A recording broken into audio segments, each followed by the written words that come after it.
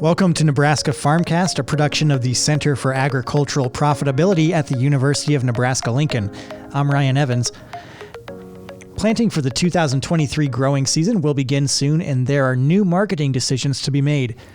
Pre-harvest marketing, or hedging, is a popular strategy that can help increase the bottom line and reduce price uncertainty. However, many producers may be skittish about hedging, perhaps having heard about a neighbor who lost money or maybe experiencing negative results themselves. There is a lot of information out there when it comes to hedging, and it can be contradictory and confusing. So I'm pleased to be joined by Cory Walters, an associate professor in the University of Nebraska-Lincoln's Department of Agricultural Economics.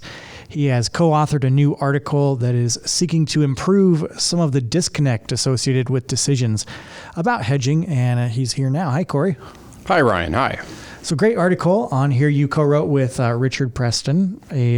Tell us a little bit about Richard to start off with. Yeah, Richard's a farmer in Kentucky, also very interested in uncovering facts about the markets we face. Great. Well, let's dive in. If you can just start off with some common viewpoints that growers could be hearing from all different sides, perhaps, about hedging strategies in their marketing plans. Yeah, so everywhere we look, hedging, otherwise in here is known as pre-harvest marketing, is often presented to farmers as something they should do from different points of view. That can be from the bank officer telling you it reduces price uncertainty. It could be from ag economists suggesting it's a best management practice, and it also can come from anyone suggesting that these are things you should do, such as marketing services, because it may increase your bottom line. So there's all kinds of contradictory information. And in your article, which you can find on our website at cap.unl.edu, you discuss using computer models to help, as you call it, lift the mystery of hedging. So can you explain what you looked at through this modeling? Yeah, so before we follow up on the what growers hear as contradictory is just it's someone telling you should do something, and then when you do it, it gets weird. That's where the weird things start happening, because the viewpoint can get lost in that, and that is where computer models can help reduce the complexity of the decision environment. So what we do with that is to try to take a complex process and nail that thing down in a simpler way to make a better decision environment, which then would lead to improved financial standing and stability. So can you talk about what kind of data you looked at and what the results were that you found in the modeling? Yeah, so we looked at, we're thinking of corn 2023, so this upcoming growing season. It's forward-looking, and we don't know where prices are going to go this year. So what we found is hedging, and we're going to get in this here a little bit of how we hedge, does decrease your chance of lower prices, but it does obviously cost you something on the upper end. But it shows you that distribution of prices, the average price in particular, of where those can end up and how that can improve your exposure to rare events. And of course, the key in this is you have to do this time in and time out, year after year after year, to get this effect.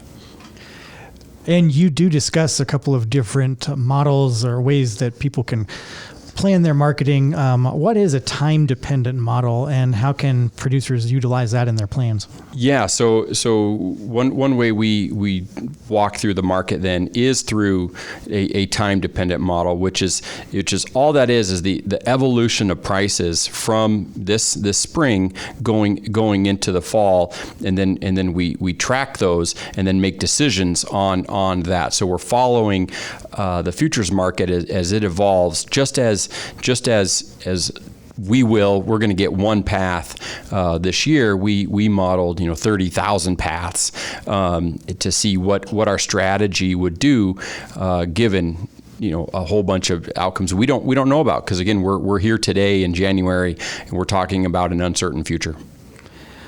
How about the Terry Timer marketing plan? I love the name. I did not coin the name. That's Ed Ussett. That comes out of Ed Ussett's book, Grain Marketing is Simple. It's just not that easy. Terry Timer is a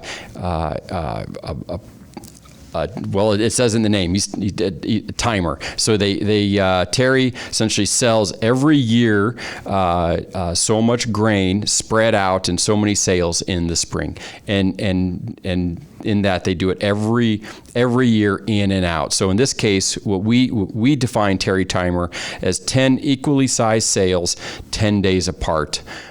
Every single year you would do this. So we did this with every single path that was modeled in our time-dependent model.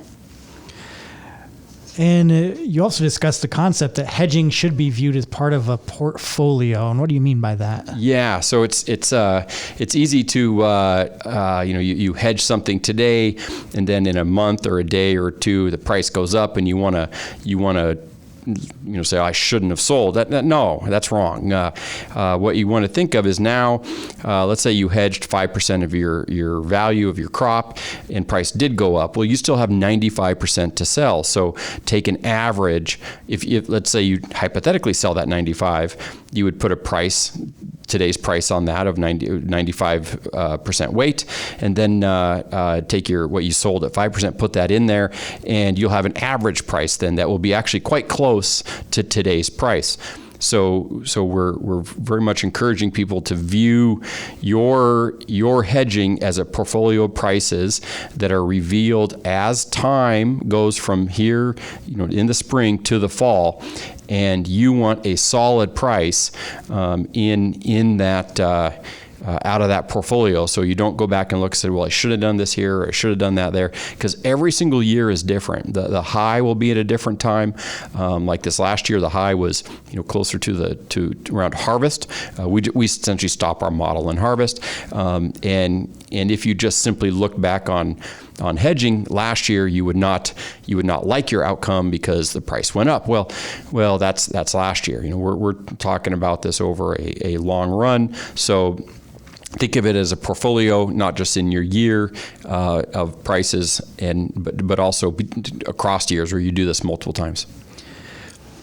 And we talk a lot about this, keeping the long game in mind, the long run picture in mind, and not being just kind of knee-jerk responsive to the latest prices or latest trends that have been happening. I imagine that might be among some important advice that you would have for producers to keep in mind as they start to shape their marketing plans for this year. Is there anything else that you want people to listening who are getting ready to put that seed in the ground to walk away with? Yeah, don't put a lot of weight on what happened last year. Last year is one path out of thousands of paths that can happen, and don't think of last year's going to happen this upcoming year. We're going to see a different path, and we need to have a robust strategy that's going to help us manage through an uncertain future. Right now, we have to start that strategy that's going to put how much risk exposure do you have in your portfolio going forward, and because there's a lot of stuff that's going to happen this year that we can't see coming.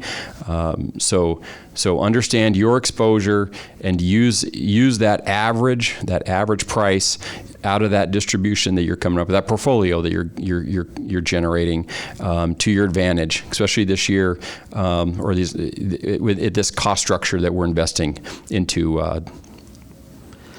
That's Cory Walters, Associate Professor in the Department of Agricultural Economics and with the Center for Ag Profitability here at UNL. And again, you can check out the article that he has co-authored along with Richard Preston on our website to dive more deeply into what we've been discussing here on this episode. That's, of course, at cap.unl.edu. Cory, thanks so much. Thank you, Ryan. Thank you for having me. Nebraska Farmcast is a production of the Center for Agricultural Profitability at the University of Nebraska-Lincoln. For the latest research-based information and education resources to manage your farm or ranch operation, visit our website at cap.unl.edu. That's cap.unl.edu.